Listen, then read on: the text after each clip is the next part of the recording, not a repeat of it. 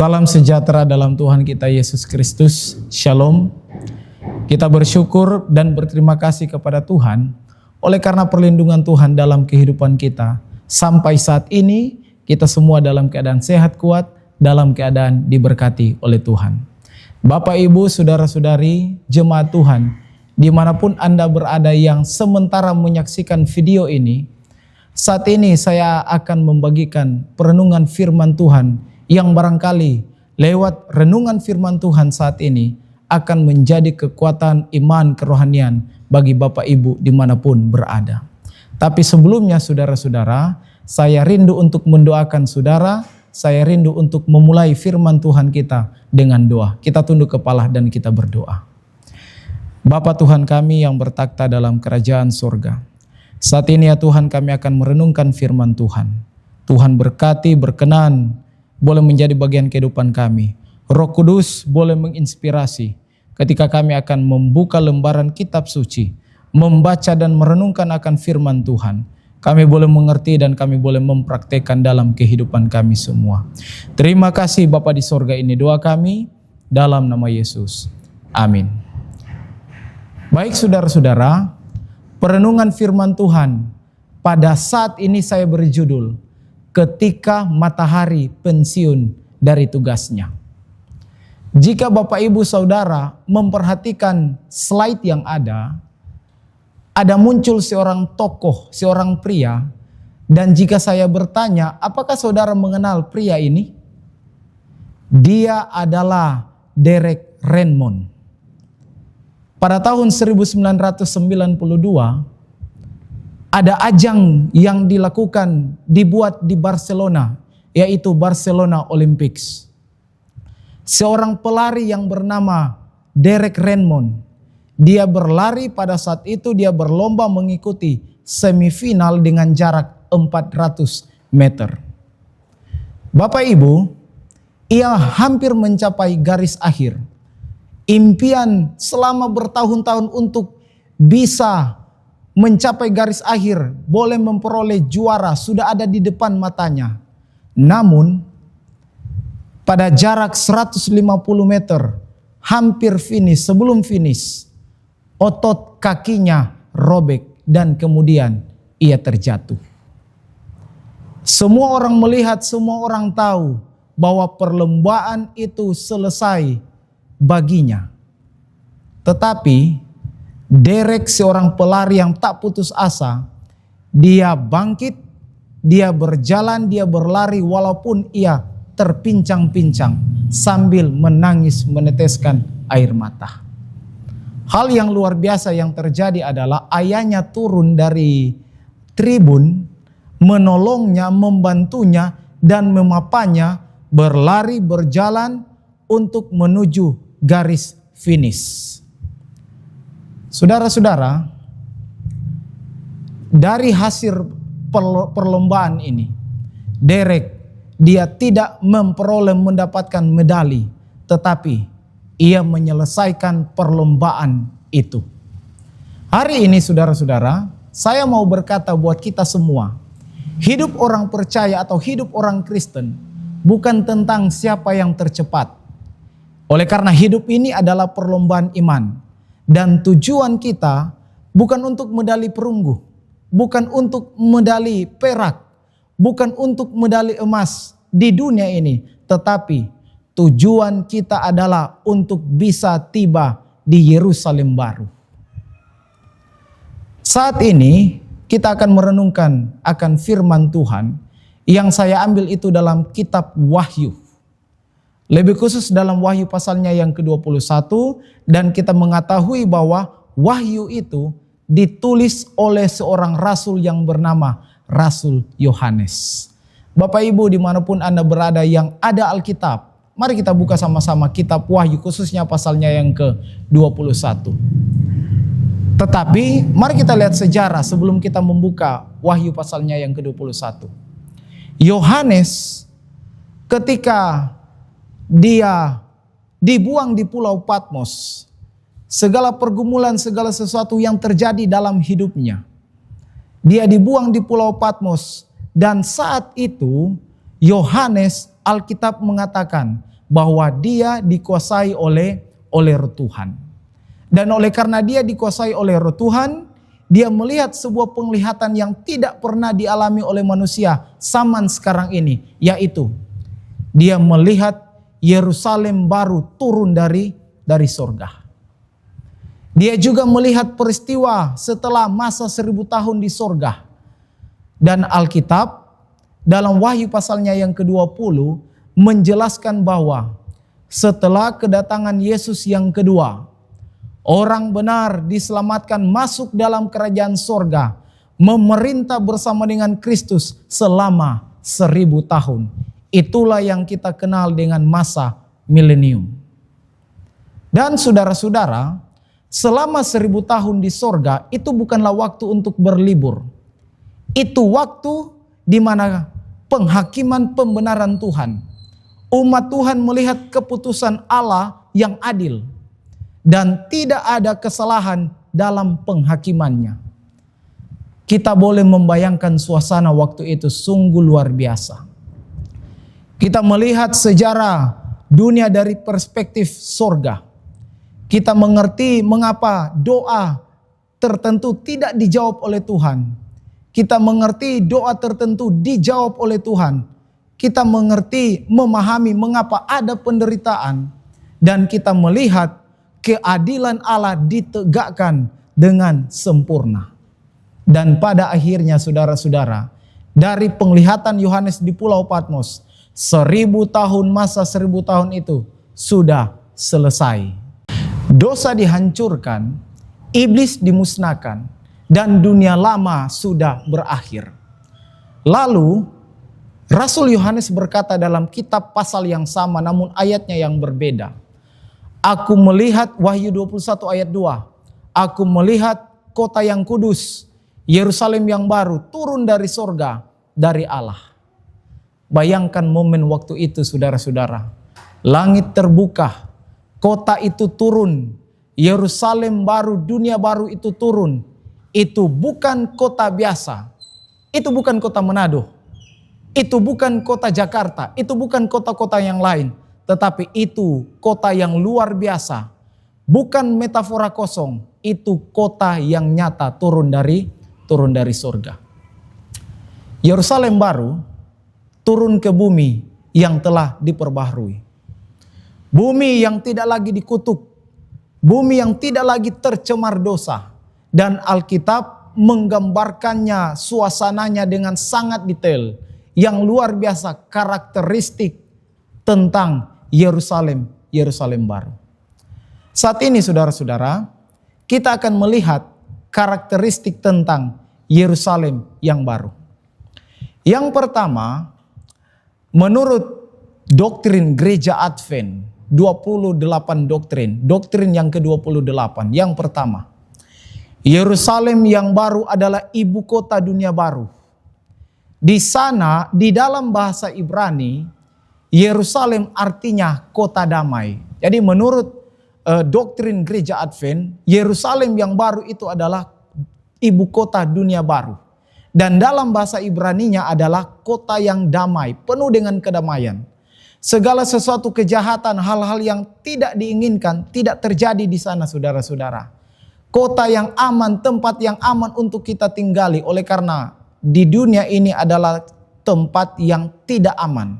Di dunia ini tidaklah damai kita tinggali. Tetapi di sana, di Yerusalem baru, seperti yang disampaikan oleh firman Tuhan. Kota itu dalam bahasa Ibraninya adalah kota yang penuh dengan kedamaian. Yerusalem yang ada di dunia ini tidak dapat mempertahankan arti kedamaiannya. Akan tetapi Yerusalem yang baru dengan sangat tepat akan memantulkan kenyataan itu. Itu bagian yang pertama saudara-saudara. Yang kedua, kota yang penuh kemuliaan Allah. Saudara-saudara, jika sebuah ruangan penuh dengan asap rokok, sudah pasti suasananya tidak enak dan baunya juga tidak enak. Jika saudara pergi ke pasar, khususnya di tempat penjualan ikan, sudah pasti di sana penuh dengan bau ikan. Tetapi di Yerusalem baru, Alkitab mengatakan penuh dengan kemuliaan. Berarti segala sesuatu hal-hal yang indah, hal-hal yang mulia ada di Yerusalem baru.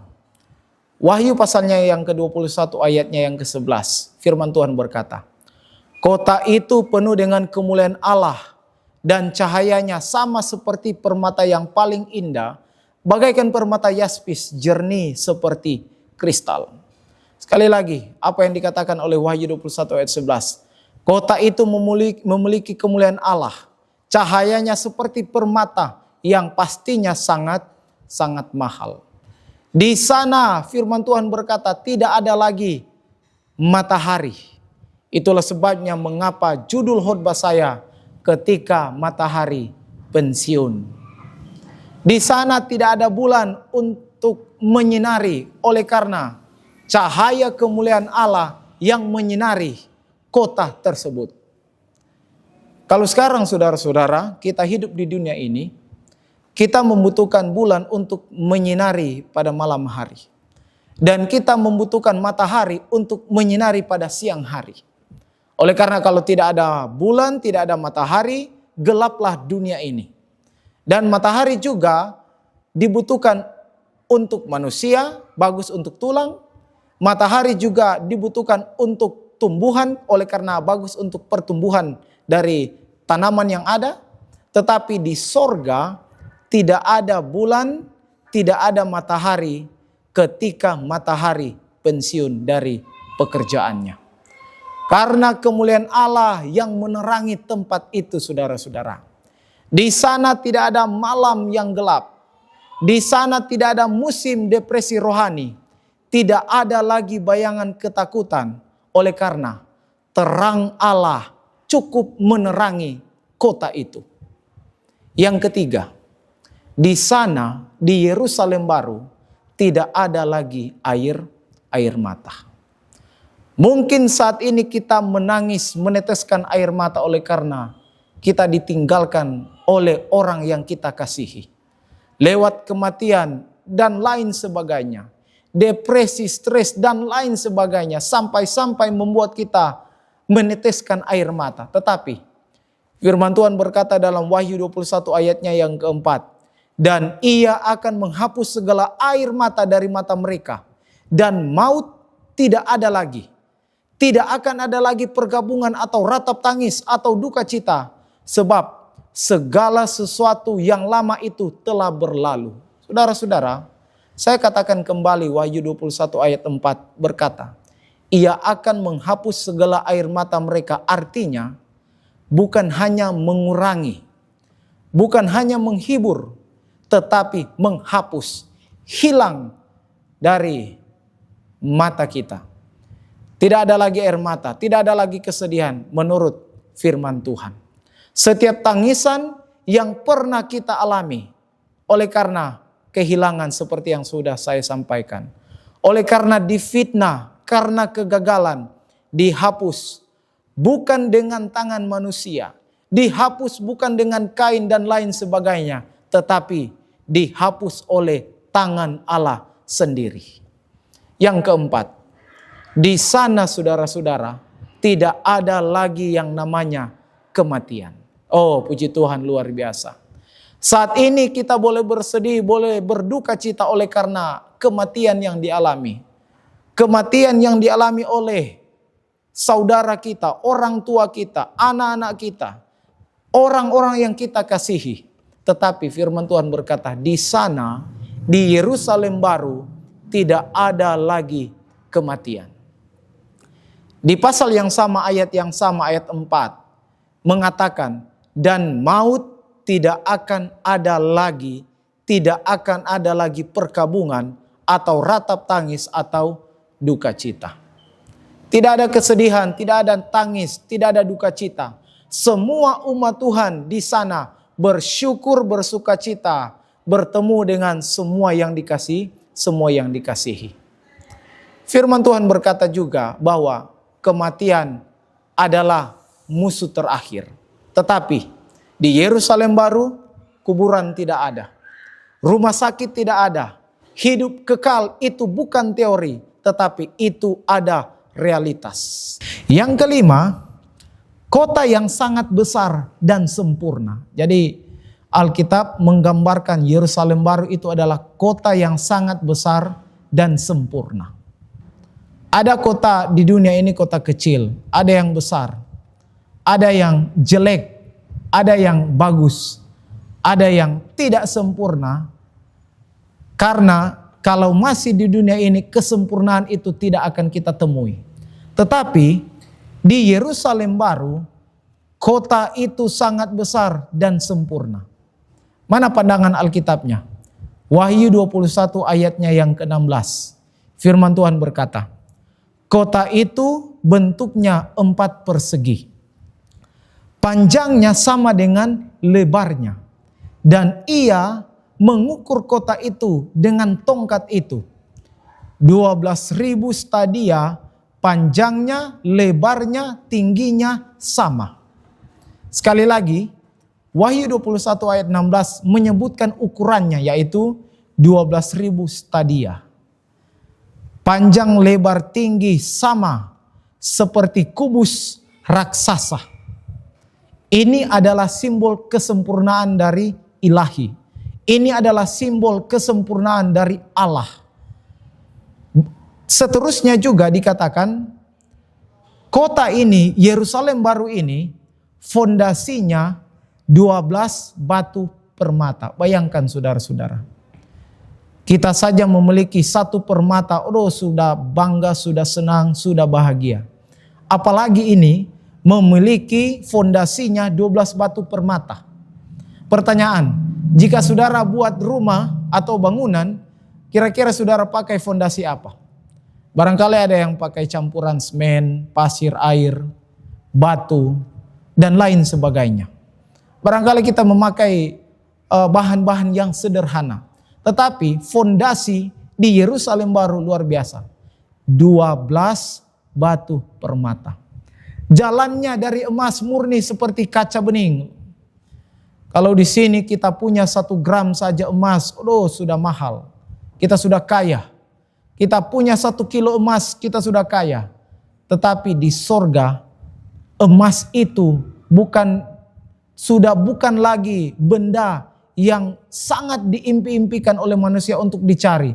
Tetapi di Yerusalem baru, emas itu hanya diinjak-injak oleh orang. Oleh karena apa? Jalannya dari emas yang murni seperti kaca bening. Allah menggunakan hanya bahan yang terbaik saja. Kota Yerusalem baru, saudara-saudara, bukanlah kota yang dibuat dari bahan yang biasa-biasa.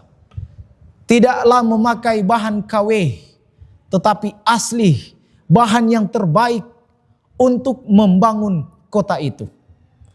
Selanjutnya, dindingnya terbuat dari batu yaspis. Permata yang paling indah menurut Wahyu 21 ayatnya yang ke-11 dan ayatnya yang ke-18. Dasar tembok itu dihiasi dengan segala jenis permata. Ada permata yaspis, ada nilam, ada mira, ada samrud, unam, sardis, ratna, cempaka, beril, krisolit, krisopras, lasaurdi, kecubung, dan lain sebagainya. Dalam Wahyu pasalnya yang ke-21 ayatnya yang ke-19. Bayangkan saudara-saudara, kalau ditanya dinding saudara terbuat dari mana, kira-kira jawaban kita apa? Ada rumah bangunan yang terbuat dari papan, dindingnya papan. Ada yang dari bambu, ada yang dari batu bata dan lain sebagainya. Tetapi di sorga dindingnya terbuat dari permata-permata yang indah. Selanjutnya dikatakan, tetapi permata berharga itu bukanlah satu-satunya bahan untuk pembangunan kota itu. Karena sebagian besar bangunan kota itu yang Allah dirikan berasal dari emas murni, logam mulia zaman sekarang. Saya belum pernah melihat bagaimana logam mulia, emas murni zaman sekarang. Tetapi Alkitab menggambarkan di Yerusalem baru, yang dipakai di sana adalah logam mulia zaman sekarang dan dipakai di sana adalah emas yang murni. Bayangkan saudara-saudara, kita berjalan di jalan yang penuh dengan emas.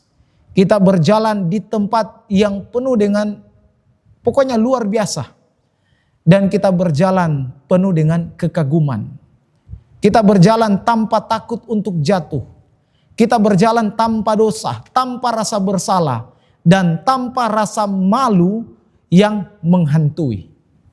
Yang keenam, di Yerusalem baru, makanan dan persediaan air.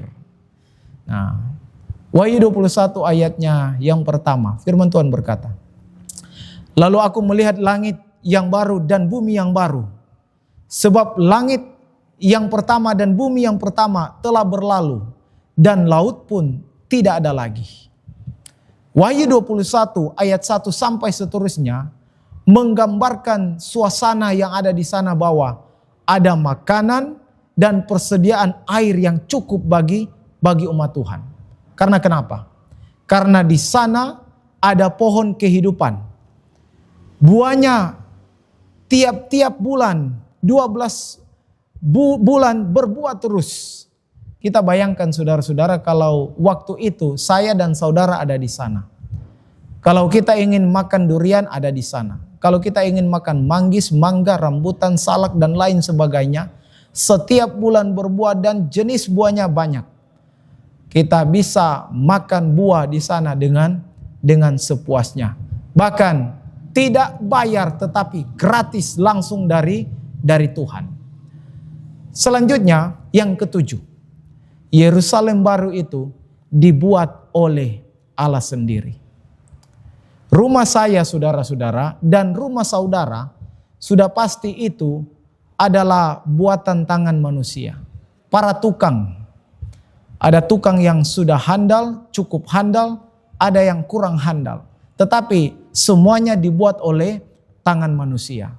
Tetapi Yerusalem baru menurut Alkitab dibuat oleh tangan Allah sendiri. Seorang tukang yang profesional, seorang teknik yang profesional, seorang desainer yang sangat handal yaitu Tuhan sendiri.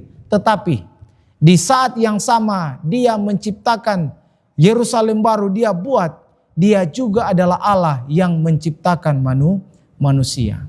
Yang kedelapan, bagian yang terakhir. Di sana saudara-saudara ada 12 pintu gerbang. Kita bisa membayangkan kalau saudara punya rumah ada 12 pintu. Pintu masuk 1, pintu keluar 11. Orang kalau mau mencuri pasti bisa keluar karena banyak pintu. Dan jika ditanya berapa pintu yang ada di rumah saudara-saudara, barangkali ada yang bilang 2, 3, 4 atau 5. Tetapi di Yerusalem baru firman Tuhan berkata, 12 pintu gerbang banyaknya.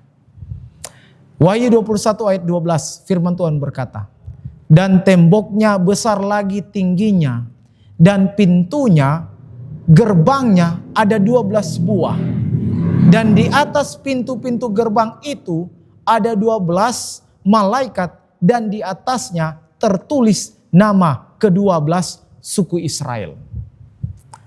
Wahyu 21 ayat 12 mengatakan kota itu memiliki 12 pintu gerbang. 3 di utara, 3 di selatan, 3 di timur, 3 di barat. Dan setiap pintu itu terbuat dari satu mutiara besar. Di atas pintu-pintu itu tertulis nama 12 suku Israel. Artinya apa saudara-saudara? Kenapa sampai pintu-pintu itu terbuat dari mutiara yang besar? Dan kenapa setiap pintu di setiap sisi selatan, utara, timur, barat ada 3 jumlahnya 12. Artinya jalan masuk untuk pergi ke Yerusalem baru itu boleh dari segala arah. Artinya tidak peduli saudara kita berasal dari latar belakang bagaimana. Tidak peduli masa lalu saya dan saudara. Tidak peduli saudara itu berasal dari suku mana. Tidak peduli saudara berasal dari bangsa yang mana, menggunakan bahasa yang apa. Tidak peduli sekali lagi latar belakang saudara-saudara. Di atasnya tertulis nama 12 suku Israel. Dasarnya ada 12 batu permata bertuliskan nama 12 rasul. Di sana ada pintu. Dan di setiap pintu dijaga oleh malaikat. Dan tugas malaikat menjaga pintu itu bukan untuk menutup, saudara-saudara, tetapi untuk memastikan bahwa hanya mereka yang ditebus oleh darah anak domba Yesus Kristus yang bisa masuk. Saudara-saudara, mungkin perjalanan iman kita berbeda-beda. Ada yang masuk, ada di Yerusalem baru melalui pintu penderitaan. Oleh karena dalam kehidupan banyak penderitaan, tiba di sorga karena melalui pintu penderitaan. Barangkali ada yang melalui pintu penganiayaan, pintu kehilangan. Ada yang melalui pintu kesetiaan kecil setiap hari. Dan intinya di sini adalah bukan pintunya. Intinya di sini bukan mau masuk lewat pintu yang mana. Mungkin ada yang ingin, saya mau lewat pintu selatan. Saya mau lewat pintu timur, barat, atau utara. Sekali lagi, intinya di sini bukan berbicara soal mau masuk dari pintu yang mana. Intinya adalah kita boleh masuk berada di Yerusalem, Yerusalem baru. Yang penting di sini adalah kita tiba di Yerusalem, Yerusalem baru. Mari kita kembali kepada Derek Redmond. Ia tidak finish dengan cara sempurna. Ia tidak finish dengan cepat. Ia finish dengan luka. Tetapi dia tiba di tujuan, di finish dengan selamat. Demikian juga kita, saudara-saudara. Mungkin iman kita terseok. Mungkin pelayanan kita tidak selalu mulus. Mungkin kita pernah jatuh dalam dosa lalu bangkit lagi. Tetapi dengarkan firman Tuhan. Tuhan tidak pernah bertanya seberapa cepat kamu berlari. Tetapi Tuhan bertanya, apakah kamu bertahan sampai akhir tiba di Yerusalem baru. Tidak peduli lewat pintu yang mana. Tidak peduli berapa kali kamu jatuh. Tidak peduli seberapa berat pergumulanmu. Yang penting kita tiba di Yerusalem baru, masuk di sana. Oleh karena di sana tidak ada lagi keseleo. Di sana tidak ada lagi air mata. Di sana tidak ada lagi rasa sakit, duka cita. Dan suatu hari nanti ketika kita melangkah melewati salah satu dari 12 pintu itu, kita akan berkata, semua perjuangan kita itu tidak sia-sia. Saudara-saudari, jemaat Tuhan yang dikasihi dan diberkati oleh Tuhan. Apapun yang terjadi dalam hidupmu sekarang ini, bangkitlah, teruslah berjalan. Tidak perlu terpincang-pincang, karena garis akhir sudah terlihat dan tujuan kita adalah Yerusalem, Yerusalem baru. Kita tunduk kepala, kita berdoa. Bapa di surga, saat ini kami telah merenungkan firman Tuhan. Kita telah melihat fakta-fakta yang dicatat dalam Alkitab, karakteristik tentang Yerusalem baru. Kami sebagai umat Tuhan rindu untuk pergi ke sana.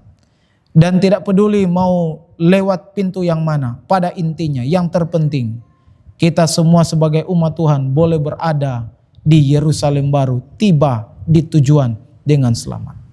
Terima kasih Bapa di sorga. Mendoakan kami semua, sahabat-sahabat, jemaat, keluarga yang menyaksikan perenungan firman Tuhan khotbah ini. Kiranya Tuhan berkati akan kehidupan mereka dimanapun mereka berada. Dalam nama Yesus. Amin.